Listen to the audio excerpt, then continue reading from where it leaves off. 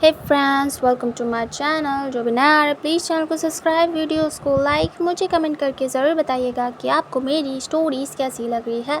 तो अगर हाइप का ऑप्शन आपको दिख गया हो तो प्लीज़, अगर आपको पसंद आता है मेरा वर्क तो हाइप करिएगा। ओके, आपको जिस भी ऑथर की स्टोरीज़ पसंद आए उसे सपोर्ट करिएगा, क्योंकि ये सपोर्ट बहुत इम्पॉर्टेंट है। हम ऑथर्स के लिए काफ़ी ज़्यादा मेहनत करते हैं हम आपके लिए, तो अपना सपोर्ट दिखाइएगा। ओके, एंड जिन्होंने किया है उनके लिए थैंक यू सो मच। आपको फाइनली वो शो हो गया है हाइप का बटन।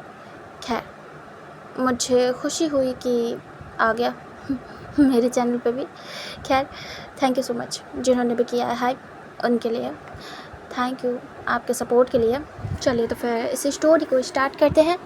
पिछले पार्ट में हमने देखा था जो यू थी वो मैरिज करके आ चुकी थी वही सेक्ट में, और अब वो प्लान करती हैं कि कैसे उन्हें यहाँ पे टॉप पे रहना है और अपनी पोजीशन बनानी है, और कैसे कैसे अपनी सिस्टर को और उसके हस्बैंड को खुश नहीं रहने देना है। यू यहाँ से अपनी प्लानिंग को स्टार्ट कर देती हैं। वो ऐसा दिखाती है जैसे कि वो सब भूल गई हैं, सब कुछ नॉर्मल है। वही चांसेस से भी अच्छे से बात करना, भले वो उनके प्यार थे, वो सब कुछ अच्छे से करती थी, लेकिन इंटरनली कहीं ना कहीं जो वही चांसे ने रिजेक्ट किया था वो रिजेक्शन भूल नहीं पा रही थी यू।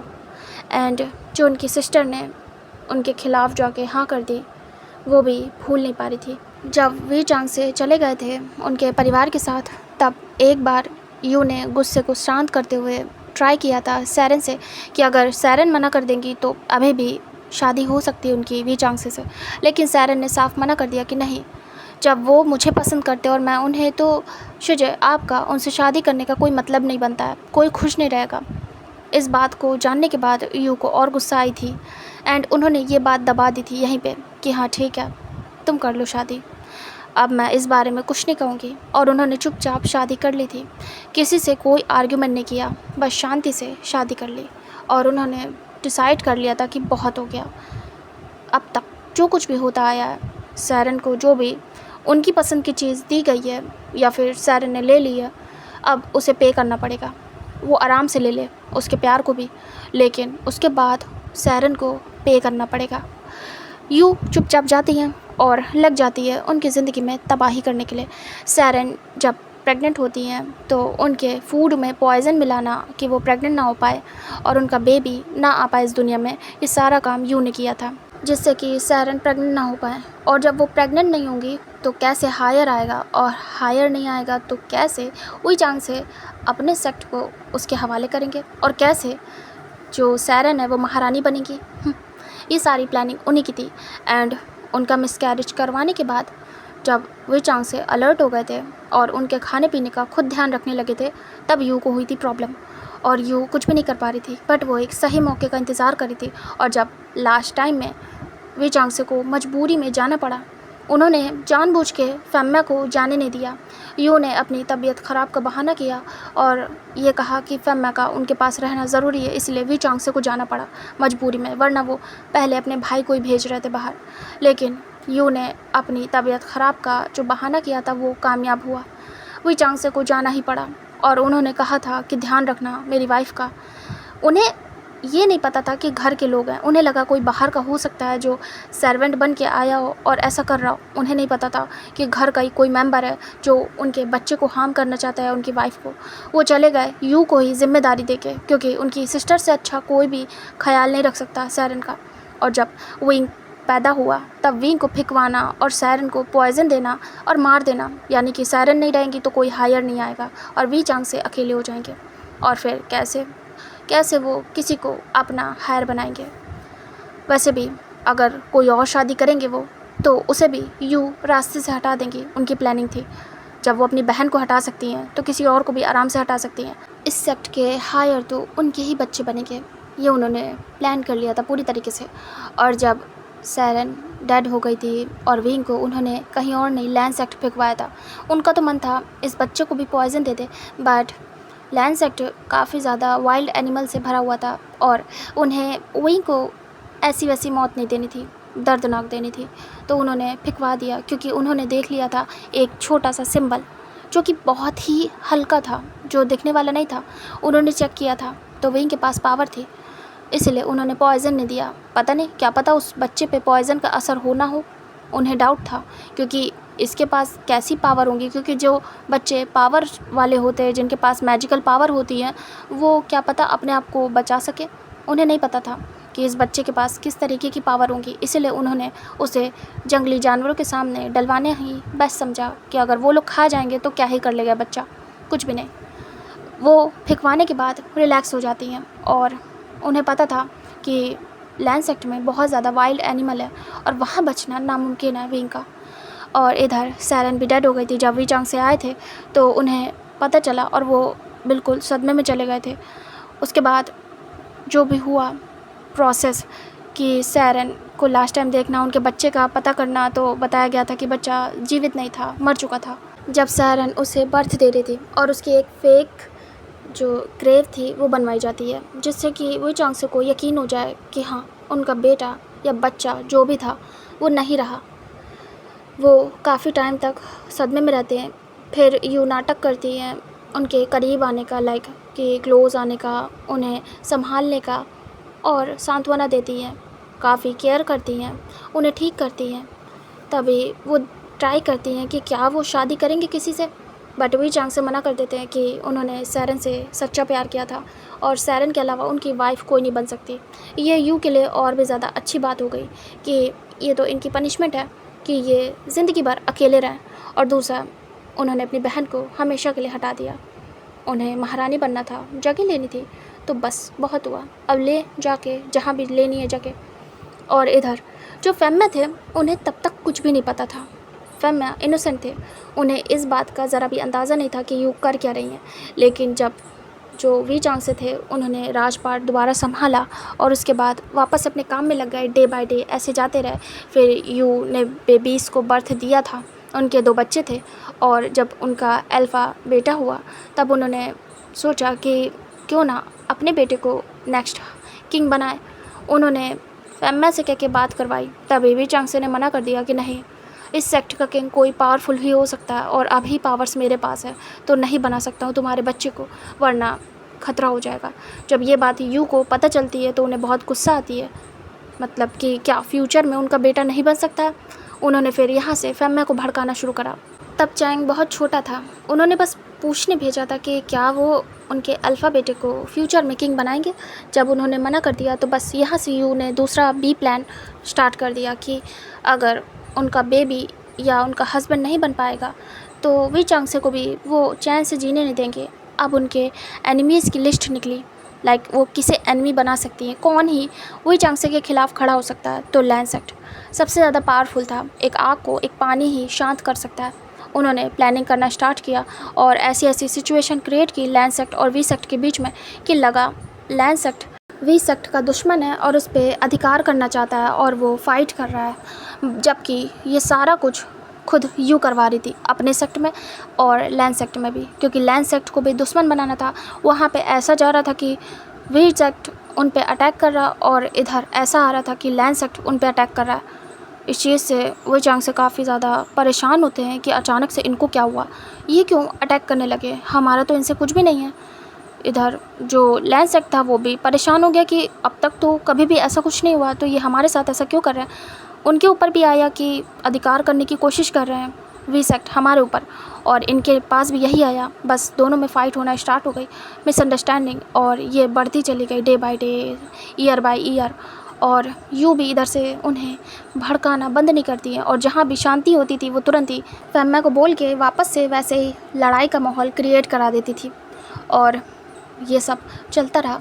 फेम्मा ने उन्हें सपोर्ट किया क्योंकि यू ने इस तरीके से उनका ब्रेन वॉश किया था कि चलो हम लोग तो जैसे तैसे जी लेंगे, और वो पता नहीं किसको उठा के ये सेक्ट दे दे। जब तक जीवित हैं, जब तक ज़िंदा हैं, तब तक तो ठीक है, अगर इनको कुछ हो गया तो हम कैसे इस पर अधिकार करेंगे, किसी और ने कर लिया तो कोई ताकतवर हुआ, और अभी से अगर वो हमारे बच्चे को किंग बना देंगे तो ऐसा कुछ भी नहीं होगा, हमारा बेटा किंग रहेगा। और वो हमारे बच्चों से जेलस हैं, अगर उनका बच्चा होता तो वो तुरंत बना देते। आप उनके भाई हो तो क्या आपके बच्चे को नहीं बना सकते हैं वो किंग। ये सारी बातें उनके दिमाग में भर दी थी। और कहीं ना कहीं थोड़ा सा उन्हें भड़का दिया था अपने भाई के ख़िलाफ़। और जो फेम्मा थे उन्हें भी ये बात हर्ट करती है, क्योंकि हमेशा वो अपने भाई को सपोर्ट करते थे, प्यार करते थे बहुत ज़्यादा। उन्हें फ़र्क नहीं पड़ता था कि उनके पास पावर है या नहीं, या चांगसे के पास है, बट वो प्यार बहुत करते थे अपने भाई से। लेकिन धीरे धीरे करके इंटरनली उन्होंने भी यही सोच लिया कि ठीक है, इनकी लड़ाई होगी और फिर कहीं ना कहीं जब इन्हें कुछ हो जाएगा तो मेरा बच्चा इस सेक्ट का किंग बनेगा। उन्हें खुद नहीं चाहिए था कभी भी कुछ भी अपने लिए। फेम्मा के अंदर लालच नहीं था, लेकिन हाँ, अपने बच्चे के लिए सब कुछ चाहिए। बच्चों के लिए माँ बाप हमेशा सोचते हैं। और इस चीज़ में जो चैंग था उसे भी धीरे से बाद में भड़का के यू ने शामिल करवा लिया, और चैंग भी हेल्प करने लगा था। यानली को पता था, लेकिन यानली इसमें कुछ करती नहीं थी। बस यानली को पता था कि हाँ, ऐसा उसके पेरेंट्स कर रहे हैं या उसका ब्रदर कर रहा है, बट चारों के चारों इस सब में शामिल थे। और ये ऐसे ही बढ़ता रहा। जब वापस इतने साल बाद विंग का पता चला और विंग आया, वो बात बहुत ज़्यादा उनके लिए ख़तरनाक हो गई कि क्या इस सेक्ट का हायर बच गया और वो वापस आ गया। सभी पैनिक हो गए थे कि अब क्या करेंगे। अब तो वी चांग से अपने बच्चे को ही देंगे इस सेक्ट का राजपाट। उनकी सारी प्लानिंग धरी की धरी रह जाती है। जो भी मरवाने का प्लान था, मतलब वी चांग से को लैंड सेक्ट के हाथों, वो भी धरा का धरा रह जाता है। तब वो सोचते हैं कि क्या करेंगे, लेकिन एक बात और सामने आती है कि जो उनका बेटा आया विंग, वो हस्बैंड है लैंड सेक्ट के नेक्स्ट किंग का। ये बात सुन के और ज़्यादा वो बौखला जाते हैं कि अगर ये हस्बैंड निकलेगा तो फाइट तो वहीं ख़त्म हो जाएगी, क्योंकि ये दोनों हस्बैंड्स हैं। और कभी भी जो नेक्स्ट किंग होगा यानी कि लैन वांगजी, वो अपनी वाइफ के परिवार पे तो अटैक करेगा नहीं, अगर प्यार करता होगा, जैसा कि उन्होंने सुना था। उन्हें ये सब कुछ बहुत ज़्यादा अजीब लगता है और वो समझ नहीं पाती हैं कि अब वो करे क्या। उन्हें कुछ भी नहीं पता था, बस वो सोच रही थी कि कैसे भी करके उन्हें इस सब से बाहर निकलना होगा। या तो वो लैंड सेक्ट और वी सेक्ट को लड़वा के मार देंगी, और अगर उससे भी बच जाएंगे तो विंग को ख़त्म करना होगा, जिससे कि विंग नहीं रहेगा तो अगला किंग भी नहीं रहेगा, और इससे वी चांग से टूट जाएंगे। दोबारा अपने बच्चे को पा के खोना उनके लिए अच्छा नहीं होगा, हानिकारक होगा। ये तो यू को पता था, और इसीलिए उन्होंने ऐसा माहौल क्रिएट किया कि फ़ाइट हुई, इतना बड़ा युद्ध हुआ, जिससे कि आपस में वो लोग लड़ के एक दूसरे को ख़त्म कर दें। जब उन्हें पता चला कि जो विंग है वो अपने हस्बैंड की कमज़ोरी भी बन सकता है, ताकत भी, इसका भी उन्होंने अच्छा खासा फ़ायदा उठाया। उन्होंने सोचा क्यों ना वांगजी के हाथों विंग को मरवा दे और विंग के हाथों वांगजी को। इधर से ये दोनों भी काम ख़त्म हो जाएंगे, और लैन कुरैन वी चांग से को मार दे, वी चांग से लैन कुरैन को, तो वो दोनों भी ख़त्म हो जाएंगे। उन्हें क्या करना, कोई भी मरे, बस उनके बच्चे नेक्स्ट किंग होना चाहिए, मतलब कि उनका बेटा। उन्हें बाकी किसी के मरने से जीने से कोई फ़र्क नहीं पड़ता है। अगर कोई मर भी जाएगा एक दूसरे को मारते मारते तो उन्हें फ़र्क नहीं पड़ेगा। बस इस काम में लगने के बाद ये जो वॉर हुई थी वो उन्हीं की क्रिएट की हुई थी। और यहीं पे आके जब दोनों लोग बच गए, लैंज़न ने कैसे भी करके विंग को बचा लिया और वी चांग से भी इधर बच गए, सब कुछ नॉर्मल हो गया, तो यू से हैंडल नहीं हुआ। अब यू ने प्लान किया कि अब विंग अगर आ गया यहाँ तो सीधे उसे ख़त्म करना है पॉइज़न देके। उसकी ताकत ऐसे मैनिपुलेट करनी है कि वो अपनी ताकत में जल के मर जाए, उसकी बॉडी, उसकी कोर, उसकी पावर्स हैंडल ना कर पाए। और इसलिए उन्होंने इस टाइप का पॉइज़न पता किया बहुत ही ज़्यादा अपने सोर्सेस का यूज़ करके, और फिर विंग को देना स्टार्ट किया जब से विंग आया था। ये चीज़ लैंज़न को अच्छे से पता थी। तो अब हम फ्लैशबैक से बाहर आते हैं। ये फ्लैशबैक यहीं पे ख़त्म होता है। जब ये बात सभी लोगों को पता चलती है, सभी शॉक्ड थे कि इतना सब कुछ प्लान करी थी यू। तब से अब तक वी चांग से शॉक्ड थे, बिल्कुल शॉक्ड। उन्हें नहीं पता था कि एक उस समय का रिजेक्शन इतना ज़्यादा भारी जाएगा उनके लिए, कि एक लेडी अपनी सिस्टर को ख़त्म कर सकती है, उसके बच्चे को मरने के लिए छोड़ सकती है। और कैसा प्यार था ये कि अपने प्यार का घर बर्बाद कर दिया। वो शॉक्ड थे, उनके मुंह से एक वर्ड नहीं निकल रहा था। वो चुपचाप जाके बैठ जाते हैं, उनकी मैजिकल वेब गायब हो जाती है और वो बस शॉक्ड थे। जब लैंज़न ये सब कुछ सुनता है, इतना तो लैंज़न को भी नहीं पता था, उसे ऊपर ऊपर का पता था कि ये फ़ाइट यू ने करवाई है, इसमें उनके हस्बैंड और बच्चे शामिल हैं। लेकिन ये सब कुछ इस हद तक था और इतना डीप, ये लैंज़न को नहीं पता था। लैंज़न बस ऊपर से लेकर नीचे तक देख रहा था। लैंज़न एक बार वी चांग से को देखता है। जो लैन कुरैन थे वो भी हैरान थे, उनके बीच कभी भी फ़ाइट नहीं थी और इस बात पे उन्होंने नोटिस भी नहीं किया, ना ही बैठ के बातें की कि क्यों हो रही लड़ाई। कभी भी सॉल्व नहीं किया। और अगर लैंजन इस बात पे ध्यान नहीं देता तो शायद ये फ़ाइट चलती रहती। लेकिन विंग की और लैंजन की शादी होने की वजह से और लैंजन का दिमाग लगाने की वजह से ये चीज़ सामने आ गई। लैंजन गहरी सांस लेता है, उसे बहुत गुस्सा आई थी। लैंजन यू को घूर घूर के देख रहा था और यू ये बताने के बाद काफ़ी रिलैक्स थी। इतना सब कुछ वो इतने टाइम से अपने अंदर दबा के रखे थे। ये बात जब फैमिया को पता चलती है, फ्लो में वो बोल गई कि वो वी चांगसे से प्यार करती थी और उन्होंने बदला लिया, तब फैमिया को रियलाइज़ होता है कि तो क्या उनका इस्तेमाल किया उनकी वाइफ ने इतने टाइम तक। और उनके बच्चों को तो कोई आइडिया ही नहीं था कि उनकी मॉम ये सब कुछ कर रही हैं, वो भी इस इंटेंशन से। उन्हें तो यही लगा कि सिर्फ चैंग को किंग बनाना है, इसीलिए कर रही हैं। यू ने बदला लिया था वी चांग से और सैरन से और उनके बच्चे से। फैमिया कहते हैं, यू क्या तुम मुझसे प्यार नहीं करती थी? क्या तुम गगा से प्यार करती थी? यू अब जाके रियलाइज़ करती है कि वो क्या क्या बोल गई। तभी यू आइज़ ब्लिंक करती हैं और देखती है फैमिया की तरफ। यू कहती है, हाँ मैं उनसे प्यार करती थी, लेकिन जब आपसे शादी हुई तब मुझे पता चला कि आप मुझसे प्यार करते हैं। मैं चाहती थी आपसे प्यार करना और मैंने किया भी है, लेकिन अगर कहें तो मेरा फर्स्ट लव आपके गगा है। बट हाँ, मैंने आपसे प्यार किया है, वो भी ईमानदारी से। आपको अपना हस्बैंड माना है। इनसे तो मुझे नफ़रत हो गई थी क्योंकि इन्होंने मेरे प्यार को समझा नहीं, लेकिन आपने मुझे प्यार दिया। मैंने जो कुछ भी किया आपके लिए किया, आपके बच्चे के लिए, ताकि वो किंग बने। इसमें कहूँगी नहीं कि मेरा स्वार्थ नहीं था, हाँ था, लेकिन मैंने बदला भी लिया है। तभी फैमिया कहते हैं, यकीन नहीं हो रहा है, मैं सोच नहीं पा रहा हूँ तुमने सब कुछ किया है। तभी यूँ कहती है, मुझे भी यकीन नहीं हो रहा कि मैंने ये सब कुछ कर दिया, लेकिन आज इतने सालों का सब कुछ था मेरे अंदर, मैंने बता दिया। अब मुझे डर नहीं है किसी चीज़ का, क्या होगा क्या नहीं, मैंने सब बता दिया। और वो अपसेट हो जाती हैं। उन्होंने जो कुछ भी किया था उसका गिल्ट भी था, वो करती आ रही थी, लेकिन वो हट नहीं रही थी, बाज नहीं आ रही थी अपनी हरकतों से। बट कहीं ना कहीं वो बोझ की तरीके उनके ऊपर होता जा रहा था। इतना सब कुछ अपने दिल के अंदर रख के सब कुछ करते रहना एक बोझ बन जाता है। वे चांग से आंखें बंद कर लेते हैं और कहते हैं, प्यार? तुम प्यार नहीं करती हो, तुम ऑब्सेस थी मुझसे। इसे प्यार का नाम दे के प्यार को बदनाम मत करो यू। तभी यू देखती हैं और कहती हैं, आप क्या समझोगे, आपसे मैंने कितना प्यार किया था। तभी वी चांग से खड़े हो जाते हैं और कहते हैं, शट अप, मुझे कुछ नहीं सुनना है। तुम अच्छी सज़ा डिज़र्व करती हो। तुम्हें क्या लगता है तुम ये सब कुछ करती तो मैं तुम्हारे बच्चे को किंग बना देता? मैंने जानबूझ के नहीं बनाया। तुम्हें पता क्या है, किंग बनने के लिए क्या कुछ नहीं झेलना पड़ता, और चैंग उसके काबिल नहीं था। सोचो, अगर इस सेक्ट पे अटैक होता और तुम्हारा बेटा मैजिकल पावर को नहीं जानता, उसे किसी मैजिक से, किसी मैजिक वेपन से मारा जा सकता था ईज़िली। उसमें वो काबिलियत नहीं है। बनाना ही होता तो मैं अपने भाई को बनाता। उसने जब अपने बेटे का प्रस्ताव रखा तो मैंने मना किया। उसने कभी अपना प्रस्ताव नहीं रखा, वरना मैं हाँ कर देता।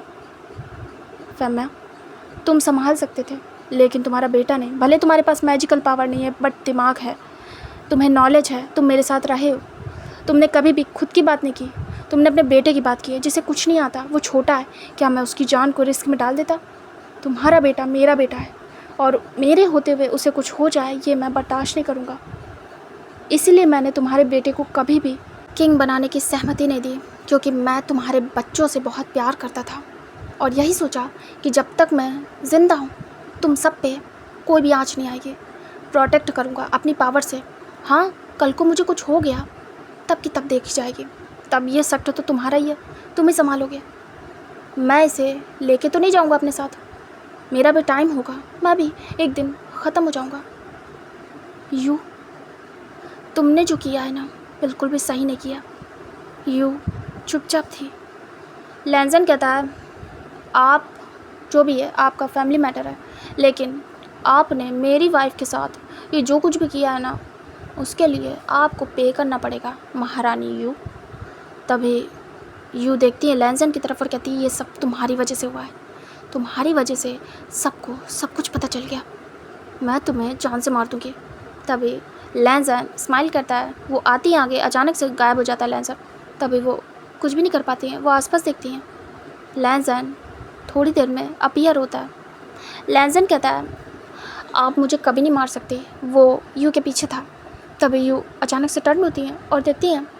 लैंजन कहता है मुझ तक पहुंचना सबके बस की बात नहीं, समझ में आया, और अब आप देखेंगी कि मैं कैसे आपको पनिशमेंट देता हूँ। वो अचानक से एक बबल में कैद कर देता है जिसमें ऑक्सीजन ही नहीं थी, और वो अचानक से उनका दम घुटने लगता है। वो अचानक से अपने नेक पे हाथ रखती है, उन्हें सांसें आ रही थी। लैंजन उन्हें तड़पने देता है। फैमिया देखते हैं वो बहुत प्यार करते थे, यू ने इतना बड़ा कांड किया फिर भी वो बहुत प्यार करते थे, और जो उनके बच्चे थे वो भी डर जाते हैं। वो कहते प्लीज़ हमारी मम्मा को छोड़ दो। वो चांग से देख रहे थे लेकिन कुछ नहीं कहते। लैंजन उन्हें उस बबल में कैद कर देता और कहता है क्यों ना आप इसी बबल में तड़प तड़प के मर जाएं। मेरे विंग के साथ ये सब कुछ करने के अंजाम तो बुरे होंगे। मैं आपको तड़पा तड़पा के मारना चाहता हूँ, एक एक सांस के लिए तड़पें आप। आपकी हिम्मत कैसे हुई मेरे विंग को जंगलों में फेंकने की, या फिर अभी उसके साथ ये सब कुछ करने की? वो मेरी जान है, मैं उसे इतना प्यार करता हूँ जितना कोई किसी को नहीं कर सकता। आपकी हिम्मत कैसे हुई उसके साथ ऐसी हरकत करने की? इससे पहले क्या हुआ कैसे हुआ आई रियली डोंट केयर, लेकिन जिस दिन से विंग मुझे मिला है उसकी हर एक चीज़ पे मेरा हक है, और उसे हर एक इंसान से प्रोटेक्ट करना, हर एक चीज़ से प्रोटेक्ट करना मैंने बहुत अच्छे से किया है। मैंने सब कुछ छोड़ दिया उसके लिए, मैं अपनी ज़िंदगी अपनी सांसें भी छोड़ सकता हूँ उसके लिए, और उसे आपने हार्म करने की कोशिश की। Like really. इधर यू अचानक से बेहोश हो जाती है और गिर जाती हैं, उन्हें सांस नहीं आ रही थी। तभी फैम में आते हैं और कहते प्लीज़ मेरी वाइफ को छोड़ दो, मैं उससे बहुत प्यार करता हूँ।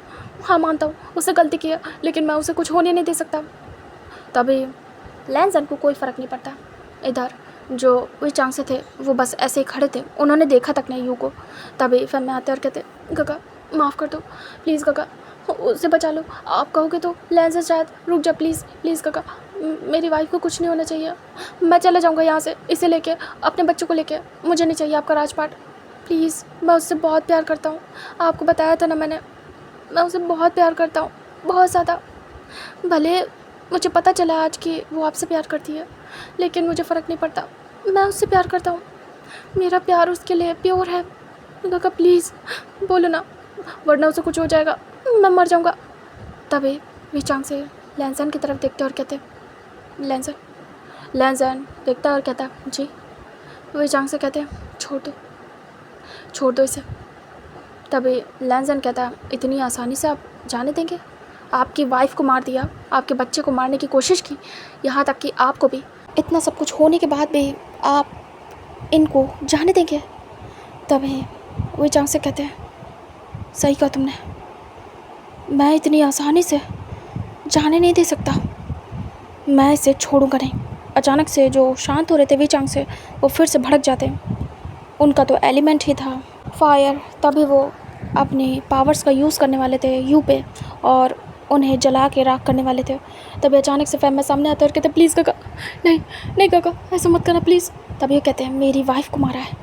तभी फैम में कहते हैं काका अगर यू को मारने से आपकी वाइफ वापस आ जाए तो मैं हट जाऊँगा रास्ते से, मार दीजिए और अपनी वाइफ को ले आइए, और अगर नहीं तो प्लीज़ छोड़ दीजिए, सज़ा भुगतने के लिए तैयार हूँ, कोई भी सज़ा दे दीजिए, लेकिन उसे कुछ करना नहीं काका। यू देख रही थी और वो धीरे धीरे करके अपनी आखिरी सांसें ले रही थी। तभी वी चांग से गुस्से में थे, लैन कुरैन आते और कहते लैंजन छोड़ दो, ये उनका फैमिली मैटर है, पीछे हट जाओ। लैंजन कहता है अब फैमिली मेरी भी है, क्योंकि विंग की फैमिली यानी मेरी फैमिली, और विंग मेरी फैमिली में आता है, और इन्होंने विंग के साथ ये सब कुछ करने की कोशिश की है, तो मैं कैसे छोड़ दूँ? तभी लैन कुरैन कहते हैं बेटा मानो मेरी बात। लैंजन उस बबल को हटा देता है उनके ऊपर से। अचानक से वो गहरी गहरी सांसें लेती हैं, जैसे उन्हें ऐसा लगता है उनकी ज़िंदगी उन्हें वापस मिल गई हो। वो कुछ भी सोच समझ नहीं पा रही थी। वी चांग से देख रहे थे, वी चांग से कहते हट जाओ सामने से, तभी फैम्मा कहते काका मैं बोल तो रहा हूँ, अगर आपकी वाइफ आपको वापस मिल जाए तो मार दीजिए इसे, लेकिन अगर नहीं मिलेगी तो क्या फ़ायदा है। सज़ा दे दो काका, सज़ा दे दो, जो मन होगा वो सज़ा दे दो।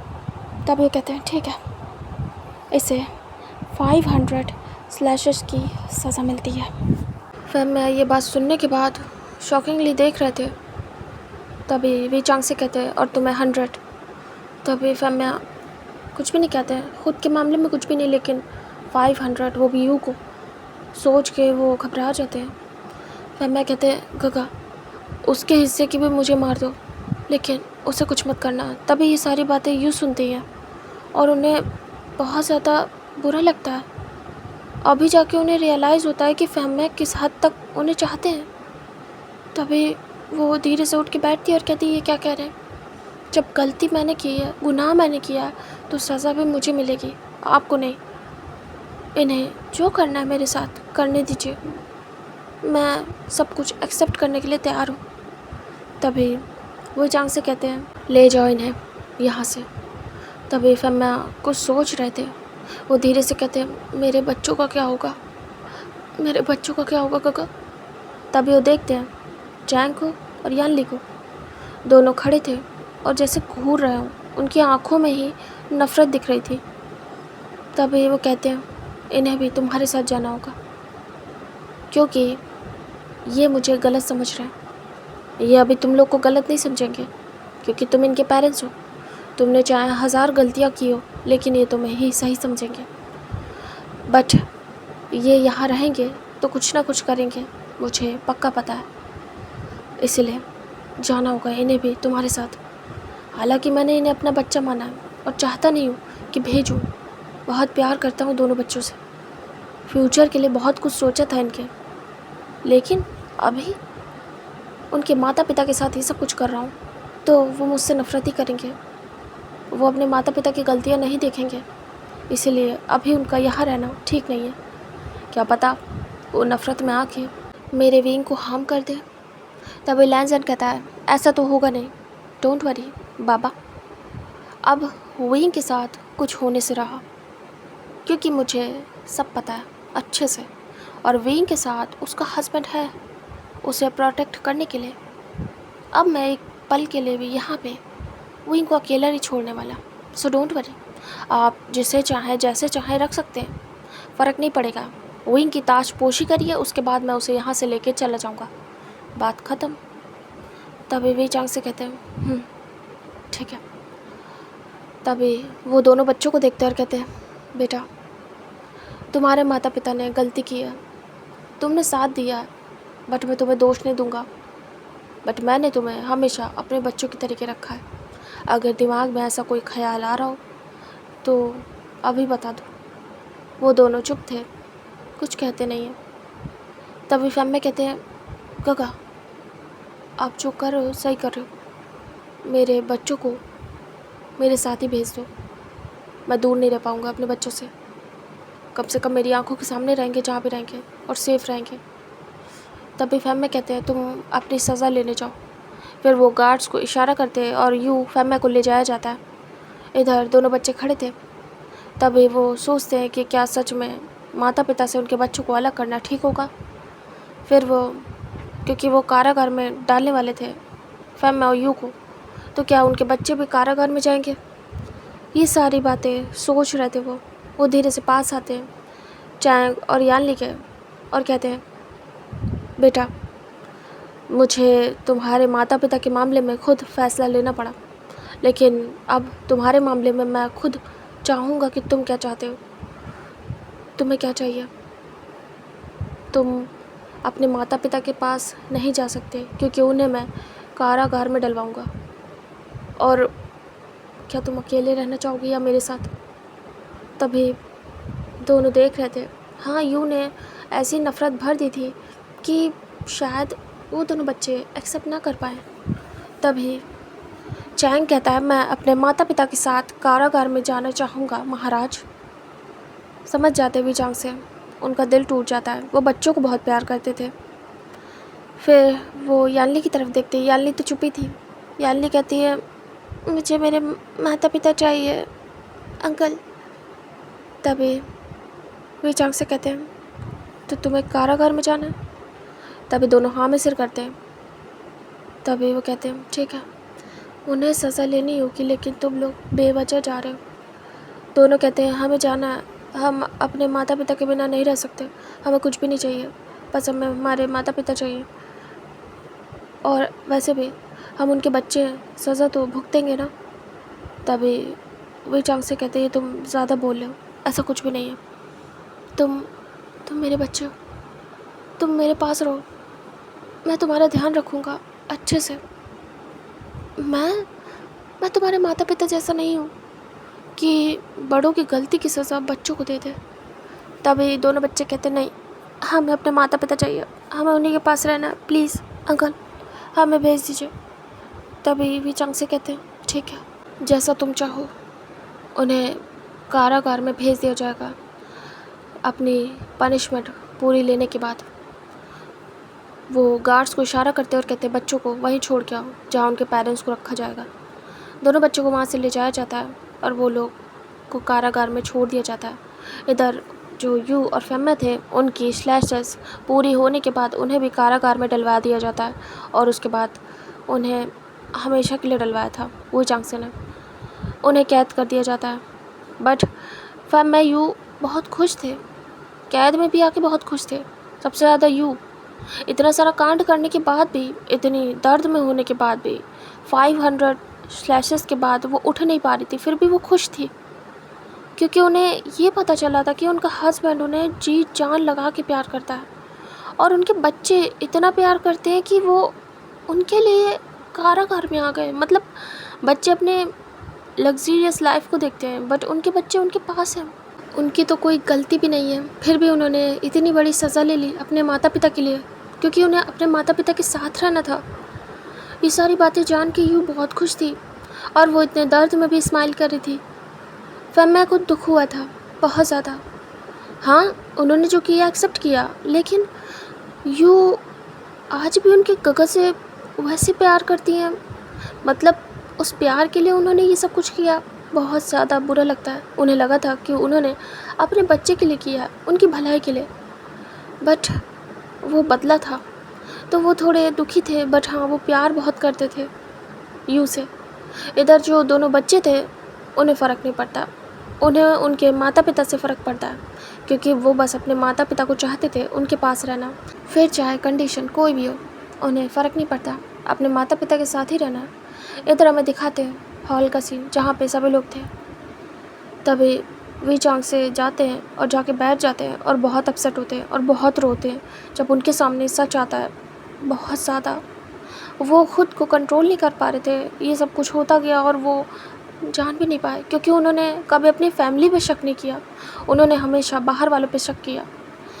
वो चाहते तो घर वालों पे शक कर सकते थे, बट वो बहुत प्यार करते थे अपने घर वालों से, और घर वालों से ही धोखा मिला। उन्हें नहीं पता था यू को रिजेक्ट करने के बाद उनके ऐसे विचारों के उनके प्रति। जब काफ़ी ज़्यादा वो रोते हैं, तब लैंसन जाता है और कहता है, रोना बंद करिए, आपकी गलती नहीं थी, कोई ज़बरदस्ती आपसे प्यार नहीं करवा सकता, प्यार हो जाता है, आपको वहीं की मॉम से हुआ, इट्स ओके। देखिए, आप इस सब के लिए खुद को बिल्कुल भी ब्लेम मत करिएगा, आप बहुत प्यार करते थे विंग की मॉम से, अभी भी करते हैं नो डाउट, और वो भी आपसे करते थे, तो दो लोग के बीच में आने का सवाल ही पैदा नहीं होता किसी का।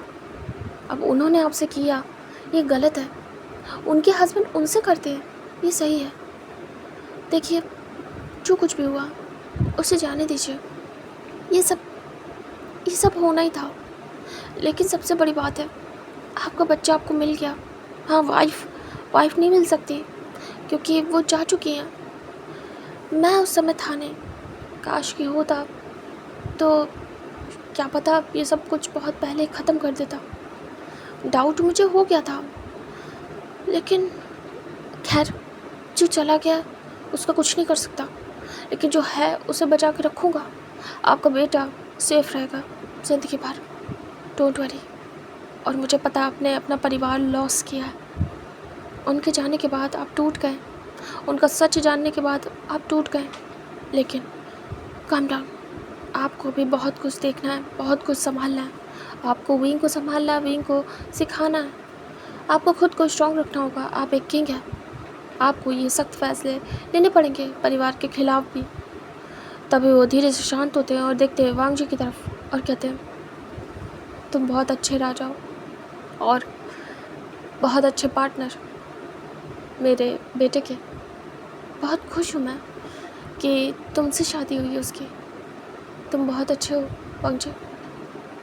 हम दोनों सेक्ट के बीच इतनी बड़ी दुश्मनी हो रही थी, उसके बाद भी तुमने अपना दिमाग लगाया कि मैं नहीं कर सकता है सब कुछ, और फिर तुमने सच का पता लगा के सब कुछ मेरे सामने ला के रख दिया। मुझे खुशी है कि तुम इतने काबिल हो और मेरे बच्चे के हस्बैंड हो। एंड अब हमारे बीच की दुश्मनी भी ख़त्म हो चुकी है। मैं खुश हूँ, मैं अपसेट नहीं हूँ। हाथ दुख तो होता ही है, वो मेरा भाई था, बहुत मानता था उसे। उसके दोनों बच्चे मेरे लाडले हैं और यू की रिस्पेक्ट करता था। हाँ, भले मैंने उन्हें मना कर दिया था, उसके बाद हमेशा से यू की मैंने रिस्पेक्ट की है। वो मेरी बहुत केयर करती थी। मुझे लगता था फैमिली है, मुझे नहीं पता था वो केयर किस लिए करती है मेरी। अब समझ में आता है वो एक्स्ट्रा केयर मेरी क्यों करती थी। खैर, अब मुझे इस बारे में कोई बात नहीं करनी, मुझे बस अपने विंग से मतलब। तभी अचानक से उन्हें याद आता विंग का। तभी कहते मेरा विंग, वो ठीक तो होगा ना। तभी लेजेंड कहता वो ठीक होगा। मैं बस ये सारी बातें ख़त्म करने के बाद उसी के पास जाने वाला था। मैं उसे सुला के आ गया था, वो ठीक है। लैन कुरान आगे आते और कहते हैं, महाराज वही चांग से अब सब ठीक हो चुका है। अब आपको पता चले ना कि कभी लैन सेक्ट वही सेक्ट पर अटैक नहीं कर सकता। हमारे बीच कोई दुश्मनी थी ही नहीं। बस हाँ, हमारे एलिमेंट एक दूसरे के लिए बिल्कुल ठीक नहीं है, लेकिन इसका मतलब ये नहीं है कि हम दुश्मन हैं। मैं बस यही कहना चाहूँगा कि मैं कभी भी आपको अपना दुश्मन नहीं मान सकता, और अब तो बिल्कुल नहीं, क्योंकि अब मेरे बच्चे के वाइफ के आप फादर हैं, तो बिल्कुल नहीं। अब तो हम रिश्तेदार हैं, तो आपको दुश्मन मानना तो बेवकूफ़ी होगी। तभी भी चांग से खड़े होते और कहते हैं, मैं बहुत खुश हूँ। और वो धीरे से आके लैन कुरान को हक करते और कहते हैं, आप बहुत अच्छे हैं, आपका परिवार बहुत समझदार है, आपका बेटा बहुत अच्छा है, और अब मुझे ये सब कुछ दिख रहा है अच्छे से। तभी वो भी हक बैक करते और कहते हैं, हाँ आप परेशान मत होइएगा, अब हम आपके साथ हैं हमेशा के लिए। मेरा बच्चा बहुत काबिल है, आपको परेशानी नहीं होगी किसी भी चीज़ की। तभी कहते हैं, हाँ ये तो है। शिंग जैन और शू यांग को भी ये बात पता चली, उनके लिए भी ये सब शॉकिंग था। वो लोग तो बस देख रहे थे, कुछ भी नहीं किया उन्होंने। मतलब उनके लिए ये सब कुछ बहुत शॉकिंग था, बहुत ज़्यादा, क्योंकि यू और फैमा उनके बहुत क्लोज थे, अच्छे से बात करते थे। बट इस शिंग जैन को थोड़ा यू पे शक हुआ था कि यू कुछ ओवर स्वीट है। बट अब उनका सच सामने आया तो उसे यकीन हो गया था। इधर जो शिचैन थे, हॉयसेंग, वो भी अभी रिलैक्स थे। उन्हें भी पता चल गया था कि क्या हुआ था और उनका भाई कितना ज़्यादा काबिल है कि उसने सब कुछ खोल के रख दिया, सारे राज। तभी लैंजन कहता है, चलिए मैं जा रहा हूँ विंग के पास, मुझे विंग के पास जाना है, उसकी याद आ रही है, उसकी फ़िक्र हो रही है, आप लोग आराम से बातें करिए। तभी वो कहते हैं, बेटा जो भी हो मुझे बताना। लैंजन कहता है, ओके, और वो अचानक से गायब होता है। तभी वो देखते रह जाते हैं, फिर उसके बाद स्माइल करते हैं। लैंजन रूम में अपेयर होता है, देखता है तो वहाँ शील्ड लगी थी जो वो बना के गया था, और उसके बाद वहाँ के लोगों को हटा देता है और वो जाता है शील्ड के अंदर। उसके बाद वो विंग के पास जाता है, विंग अभी भी सोया हुआ था। लैंजन जाता है और उसे फ़िक्र होती है विंग की, क्योंकि विंग अभी तक होश में नहीं आया। जो इस बार का पॉइज़न अटैक था वो ज़्यादा बड़ा था, क्योंकि बहुत बार उसे दिया गया था कोर डैमेज करने का पॉइज़न, और इस बार का हाई था, तो विंग को ज़्यादा तकलीफ़ हुई। लैंजन जाता है, विंग के सहारे बैठ जाता है और विंग को अपनी बाहों में लेता है, धीरे से विंग के फेस को टच करता है और कहता है, विंग होश में आ जाओ, बहुत देर हो गई, तुम कब तक होश में आओगे, मुझे फ़िक्र है तुम्हारी। विंग सब कुछ ठीक हो चुका है, मैंने पता लगा लिया हमारे आपस में दुश्मनी का कारण कौन था। वही होश में आओ, मुझे तुमसे बात करनी है।